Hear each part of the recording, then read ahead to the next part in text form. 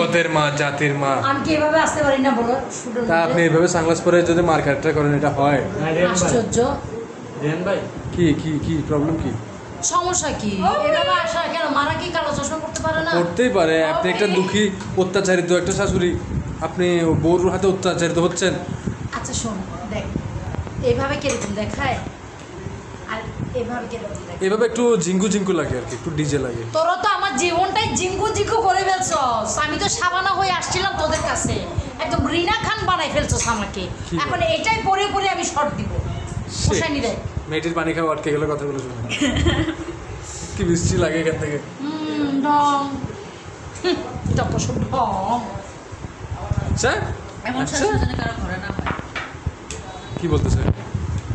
এই কি স্যার? ভাবিসটা চশমা খুলে ফেলেছি, সাবান হয়ে গেছি আমি, কিন্তু রিনা বেশি খায় না, বেশি খেলে পরে সমস্যা আছে, ওটা হয়ে যাবে।